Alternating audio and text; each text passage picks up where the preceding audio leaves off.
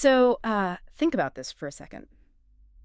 If you smash a single atom, like really bombard it with neutrons, it shatters. Right, it breaks down. Yeah, it breaks down into smaller and smaller pieces until you are eventually left with exactly 18.4 million photons from just a single proton. Oh, wow, yeah. And, I mean, modern physics tells us these photons are the foundational units of light and energy. But what if those microscopic flashes of light are, something much stranger? Okay, I see where you're going with this. What if they're actually the foundational, indivisible building blocks of your conscious mind? That is just, I mean, it forces a complete reevaluation of what we even consider to be living matter versus dead matter. Exactly. And to explore how we get from a human thought all the way down to a subatomic particle of light, we are looking at Chapter 2 of the book Philosophical Solutions, specifically the section titled The New in Psychology by the philosopher Abdul Jabbar Al-Waily. Yes, and for someone listening who thrives on connecting cross-disciplinary dots if you love seeing the big picture, this source today is an absolute goldmine. Oh, entirely. Because he takes phenomena that modern science can really only observe from the outside, and he attempts to map their internal foundational machinery. Right. Our mission for this deep dive is to explore the ultimate origins of our mind, our emotions, and how this author takes us all the way from basic human habits to the subatomic physics of a conscious universe. It's a huge scope, and the premise really relies on understanding the distinct borders between disciplines, right? Like psychology as an observational science excels at cataloging mental states. Measuring behavioral responses, tracking neurological activity, that kind of thing. Exactly. It categorizes disorders beautifully. But observation has limits. When a discipline can meticulously describe what an organism is doing, but cannot explain the fundamental why or the mechanical where from. That's where philosophy steps into the void. Yes.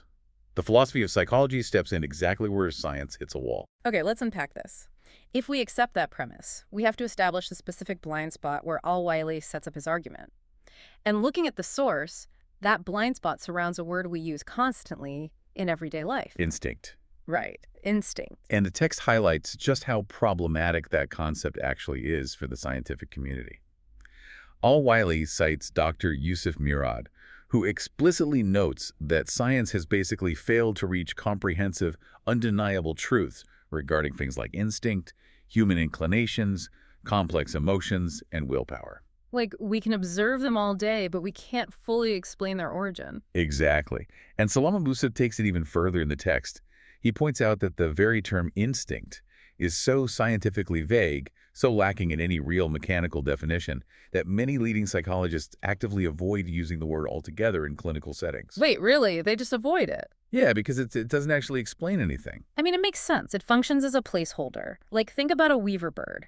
A researcher observes this bird meticulously tying complex knots to build a nest. And the bird was maybe raised in complete isolation, never taught how to tie a knot. So the researcher is looking at a mechanical impossibility. They cannot locate the specific physical gear in the bird's brain that houses the knot tying instruction. Exactly. So they just slap the label instinct on it to mask the gap in their understanding. But naming the mystery doesn't solve it. And the scientific attempts to solve it historically fall into two completely opposing camps. Oh, right. Darwin and Lamarck. Yeah. On one side, you have Darwin's perspective framing instinct as the result of natural selection.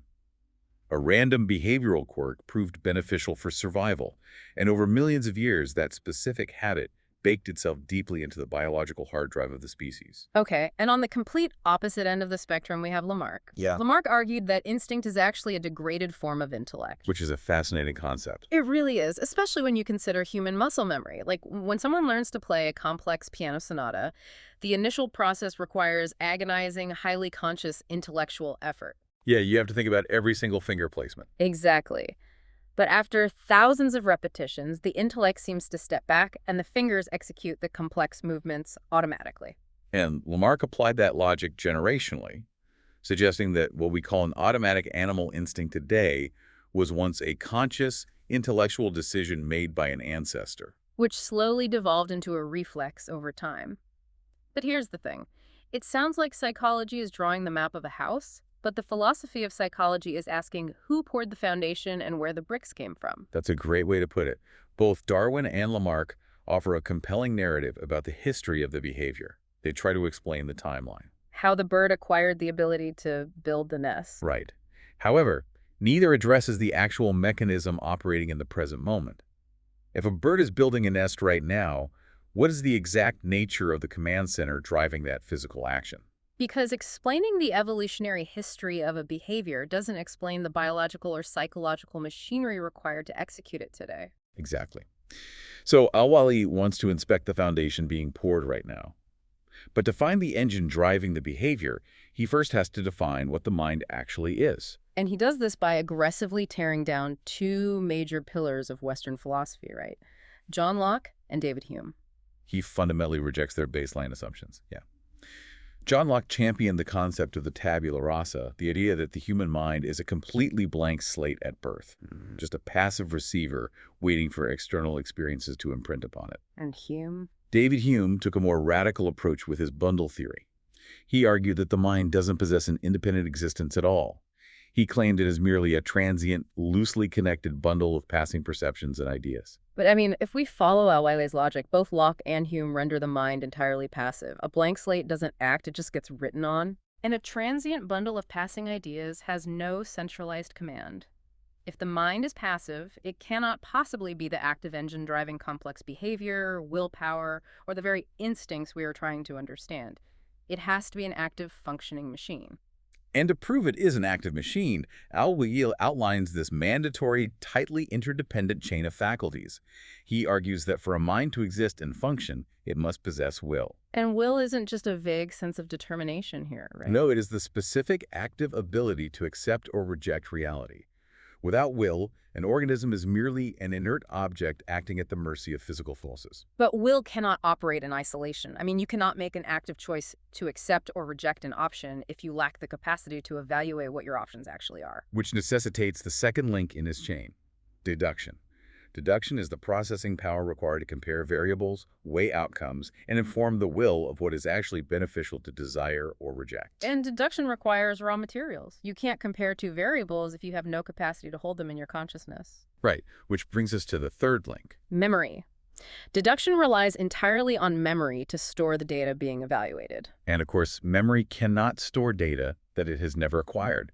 This introduces the foundational link of perception or sensation. Okay, so sensation feeds the data. Yeah, perception provides the initial intake of reality. It feeds the raw data into the memory, which holds the information so that deduction can process and compare it, ultimately allowing the will to execute a choice. Here's where it gets really interesting. This functional architecture sounds remarkably similar to modern computing. Oh, absolutely. It's like trying to operate a computer, a screen or a camera. The perception gathers data from the environment, but that data is utterly useless unless it is stored on a hard drive, which represents the memory. Right. And a hard drive is just a passive silo of information without a central processor, the deduction to sort, compare, and analyze the code. Yes, the processor is key. But even with a sensor, a hard drive, and a processor all perfectly aligned, the entire system sits completely inert unless a user inputs a command or clicks a mouse. That execution is the will. That computing model illustrates the interdependence perfectly. But there's a crucial philosophical caveat that Al-Waily draws from Descartes here in the text. Oh, what's the caveat? Well, in a computer, the hard drive and the processor are physically distinct, separable components. You can physically swap them out. Descartes argued, and Al-Waily emphasizes, that the mind is entirely indivisible. Okay. It is not a workshop divided into separate, detached departments for memory, logic, and sensation. It is a single, unified entity. If you remove perception, memory, deduction, or will, the entire construct doesn't just malfunction. The very concept of a functional mind collapses into non-existence. They are facets of a single diamond. Wow. But if the mind is this perfectly integrated, indivisible diamond of logical deduction and execution, that creates a massive friction point regarding our daily human experience. Because of emotions. Exactly. Human experience is heavily defined by wild, irrational, messy emotions. So how do unpredictable emotional states fit into an architecture built entirely on calculated deduction and will? Which element takes precedence here, the chicken or the egg?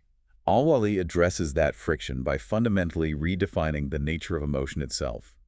He strips away all the mystical or highly romanticized views of feelings. In his framework, emotions are not external forces that invade the mind. Then what are they? They are the direct mechanical output of the will reacting to reality. So the emotion is entirely dependent on the will's success or failure in its environment. Precisely. When the will desires a specific outcome and successfully achieves it, that acceptance of reality generates positive emotions. Love, compassion, tenderness, joy. These are simply the psychological manifestations of the will aligning with its environment. Ah, I see. Conversely, when the will encounters an outcome it rejects, it generates negative emotions: anger, sorrow, hatred, pain. These are the psychological outputs of the will's friction with reality. Emotion is merely the psychological symptom of the will's current state. Okay, and he extends this mechanical logic directly into the mystery of instinct, right? Yes, he does. Because if an emotion is the internal psychological state of the will, an instinct is the physical, muscular reflection of that exact same state. And the source material provides clear, observable examples of this translation. Like the psychological emotion of maternal love is an internal state, right? Right. But it manifests physically as an instinct through the muscular action of a bird constructing a nest or a mammal nursing its young. Oh, wow. The psychological emotion of intense anger manifests physically as an instinctual response, such as a primate puffing out its chest or a human scowling and clenching their fists. The instinct cannot exist without the underlying emotion driving the physical machinery. Wait.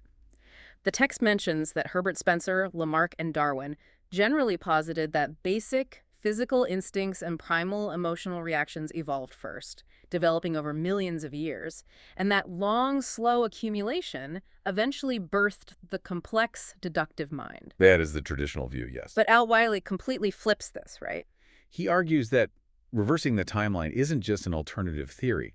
It is a strict logical necessity. The mind must precede the emotion.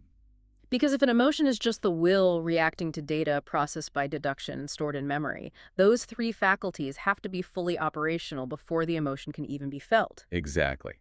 Without a functioning mind already in place to perceive reality, store it, process it, and exercise a will that accepts or rejects the outcome, an emotion has no mechanism through which to exist. Makes sense. You cannot experience an emotional reaction if the mental architecture required to process the experience isn't already running. Therefore, if a simple organism exhibits a reaction to pain or pleasure, it inherently proves that some rudimentary form of a mind is already operating within that organism. But, if we follow this logic to its absolute limit, we run into a monumental problem. The origin question. Yes. If the mind must come first, before human emotion, before animal instinct, before any behavioral reaction, where did the very first mind come from? If we trace the evolutionary tree all the way down to the base material of the universe, how does seemingly dead, inert physical matter suddenly generate a living, thinking being? And this is the exact threshold where Al-Waily crosses from the philosophy of psychology straight into the realm of theoretical physics. He establishes a foundational philosophical axiom: he who lacks something cannot give it. Okay, meaning a system cannot output a property that it does not fundamentally possess in some capacity. Applying that axiom to existence yields a profound conclusion. If human beings possess consciousness and a functioning mind, and human beings are constructed entirely out of physical matter, then that base physical matter cannot be completely devoid of mental properties. right. If the universe consisted solely of dead, mindless material, it could never spontaneously give or generate consciousness in the biological organisms it builds. Consciousness cannot just emerge from a vacuum. Wow. If matter cannot give what it doesn't possess, then consciousness isn't some magical byproduct that complex brains suddenly secrete. It must be baked into the foundational material itself. Does Al-Waily trace this down to the cellular level or the molecular? He bypasses biology entirely and goes to the subatomic foundation. The text references the mechanics of atom smashing, like we talked about at the start. Right, bombarding the atom with neutrons. Exactly. When it shatters, it breaks down until you reach the fundamental level of photons. The text specifies the calculation. One proton is equivalent to 18,400,000 photons. And photons are the ultimate indivisible units of light and energy in the physical universe. Yes, because they are the ultimate simple units of the physical world, the absolute bottom floor of reality. Al-Waily argues they must also serve as the ultimate simple units of the mind. So the foundational building blocks of matter are simultaneously the foundational building blocks of consciousness. Exactly. So what does this all mean mechanically? It isn't like building a structure out of static plastic blocks. Like if you build a castle out of plastic Legos, the castle is undeniably plastic. Al-Waily is saying if you build a conscious human out of subatomic particles, those particles must contain the base Legos of consciousness. Right. But if every individual photon possesses a microscopic spark of mental energy, how do billions of independent subatomic minds synchronize to create a singular, cohesive human consciousness? So instead of static blocks, think of it as a massive synchronized network. Consider murmuration of starlings in the sky. Oh, right, when they all fly together in those massive clouds. Yeah, thousands of individual birds swooping and diving in perfect unison, creating the illusion of a single, massive, fluid organism. Yeah. Each bird is reacting to the birds immediately adjacent to it, processing data and adjusting its flight path in a fraction of a millisecond. So it's decentralized. Right, or think of decentralized computing, where millions of independent processors link together to solve a single complex equation. Al-Waily is suggesting that photons network in a similar way. And he draws on historical philosophical frameworks to support this networking concept, right? Yeah. I see Leibniz mentioned here, and his theory of monads. Yes, Leibniz was crucial here. He theorized that the universe is comprised of monads, which he defined as ultimate, simple units that possess rudimentary mental properties, primarily perception. So not physical atoms, but mental points. They aren't physical atoms in the traditional sense. No, they are metaphysical points of experience. Al-Waily takes Leibniz's philosophical monads and maps them directly onto the physicist's photons. That's incredible. He is bridging the gap, suggesting that the physicist's unit of light and the philosopher's unit of perception are the exact same thing. He also heavily cites Herbert Spencer, who argued vehemently that the universe is not comprised of dead matter, but is fundamentally alive. The implications of this network theory completely alter our perception of reality. I mean, if every photon carries a foundational mental capacity, it means the space between objects isn't empty, and the objects themselves aren't inert. Al-Waily's ultimate conclusion is that because these subatomic units possess an inherent, flexible mental nature, they interact, combine, and form complex biological networks without any physical barriers obstructing their integration. The boundary between the physical and the mental just dissolves. Completely. Therefore, the entire universe operates as one massive, interconnected cosmic mind, constructed from infinite microscopic subminds, constantly networking and processing reality. For you listening to this, consider the incredible trajectory of the arguments we've explored in this deep dive. I mean, we started by questioning the validity of everyday terms like a bird's instinct or a sudden burst of human anger. We examined how Al-Waily dismantles the idea of a passive brain. Right, replacing it with a tightly woven, active machine where perception feeds memory, memory fuels deduction, and deduction allows your will to accept or reject the world around you.